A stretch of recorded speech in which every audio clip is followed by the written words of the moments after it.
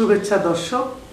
বিপর্যস্ত চলচ্চিত্র ব্যবসা, প্রত্যেক মাসেই 2-3টি সিনেমা হল বন্ধ, তারপরেও 15 কোটি টাকা ব্যয় করে কারা বানাচ্ছেন সিনেমা। ঢালিউড এই সময় খুব চরম বিপর্যস্ত অবস্থায় রয়েছে। চলচ্চিত্রের ব্যবসা নেই বললেই চলে। সিনেমা হল মাত্র 60 থেকে 70টি। আগে যেখানে ছিল, যখন মান্না, শাকিব খান, ইলিয়াস কাঞ্চন, রুবেল ছিলেন, তখন সিনেমা হল, এটা বেশি দিনের কথা নয়, 2006-07-05-এর কথা, 6 থেকে 700 সিনেমা হল ছিল। এই মাত্র 13-14 বছরের মধ্যে এখন সিনেমা হল কমতে কমতে এখন চলে এসেছে 60 থেকে 70টি। প্রত্যেক মাসে 2 থেকে 3টি করে সিনেমা হল বন্ধ হয়ে যায়। গত মাসে বন্ধ হয়ে গিয়েছে রংপুরের অত্যন্ত আলোচিত একটি সিনেমা এবং ব্যয়বহুল বড় সিনেমা ছবি চালাতেন শাপলা সিনেমা হল। এই সিনেমা হলটি বন্ধ হয়ে গিয়েছে। এছাড়া মাধবদীতে মমতা, তারপরে রাজবাড়িতে সাধনা, বেশ কিছু সিনেমা হল বন্ধ হয়ে গিয়েছে। হ্যাঁ, এর মধ্যে নারায়ণগঞ্জের নিউ মেট্রো সিনেমা হলটিও বন্ধ হওয়ার পথে, যে কোনো সময় ঘোষণা আসবে। চলচ্চিত্রের যে বিপর্যস্ত অবস্থা, এই বিপর্যস্ত অবস্থার মধ্যে অনেকে 1 কোটি টাকার ছবি বানায়, সেই পুঁজিয়ে ওঠে না। অনেকে 3 কোটি টাকার ছবি বানায়, 20 লক্ষ টাকা পায় না। অনেকে যারা 1.5 কোটি টাকা সিনেমা বানায়, 20 লক্ষ টাকা ফেরত পেতে কষ্ট হয়।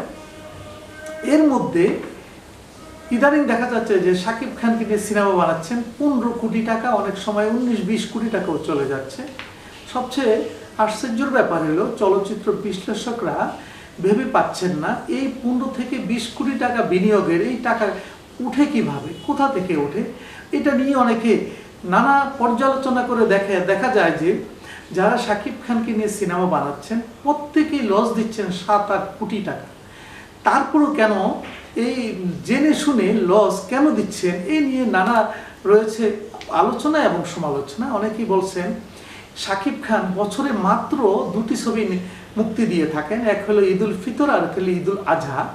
তিনি নিজে বাকি 11 মাস ঘরে থাকেন আর বিভিন্ন মক্কেল, যাকে বাংলা ভাষায় বলে মক্কেল, খুঁজে খুঁজে এনে যাদেরকে বিভিন্ন লোভ দেখিয়ে নতুন পরিচালক এবং নতুন প্রযোজক এনে তিনি তাদেরকে ঢালিউডে আবির্ভাব ঘটান।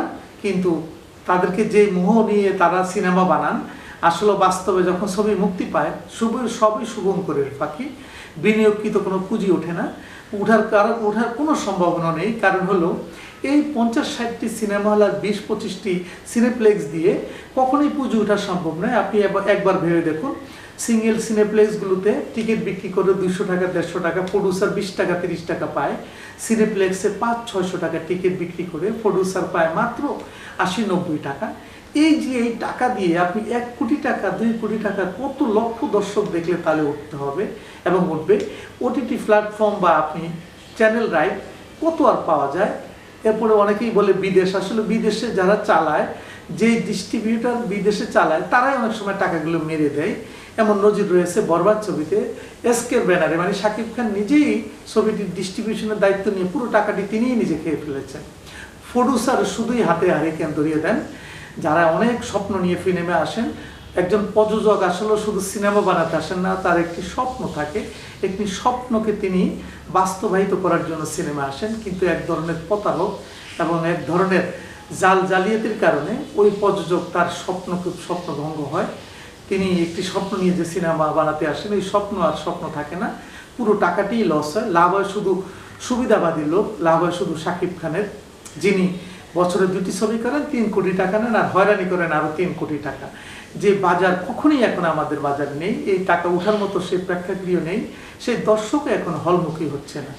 এই ধরনের সিনেমা কেন, নতুন প্রযোজকরা কেন সিনেমা বানাচ্ছেন, কেন এই ধরনের লোভে পড়ে তারা সর্বশান্ত হচ্ছেন, এ নিয়ে চলচ্চিত্র বিশ্লেষকরা ভেবে পাচ্ছেন না। তাদের শুধুই মতামত যে আসলে লোভে পড়ে সিনেমায় বানানো উচিত নয়, ভেবে চিনতে চলচ্চিত্র ব্যবসা, আসলে এখন চলচ্চিত্র ব্যবসা কতটুকু প্রসারিত, কতটুকু পুঁজি ওঠে, কত টাকা পুঁজি ওঠে, তা ভেবে চিনতে গবেষণা করে তারপরে সিনেমা বানানো উচিত। কারো প্ররোচনায়, কারো লোভে পড়ে নিজের যে বৈধ পথে উপার্জিত টাকাগুলো সর্বনাশ যাতে না ডেকে আনা হয়। আশা করি যারা শুধু সিনেমা, যিনি একজন প্রযোজক চলচ্চিত্রে আসেন অনেক স্বপ্ন নিয়ে তার স্বপ্ন যাতে ভঙ্গ না হয়, তিনি যাতে প্রতারিত না হন। আশা করি চলচ্চিত্রের বাজার সম্পর্কে যারা নির্মাণ করবেন তারা ভেবে চিন্তে চলচ্চিত্র নির্মাণ করবেন। প্রতি মাসে যেখানে 2-3টি সিনেমা হল বন্ধ হয়ে যায়, এক সময় দেখা গেল 20টি সিনেমা হল থাকতেই কষ্ট হবে। সেখানে আপনি এত বড় বিনিয়োগ করবেন, কেন করবেন? একটু ভেবে দেখবেন। ভালো থাকবেন, অন্যকে ভালো রাখবেন।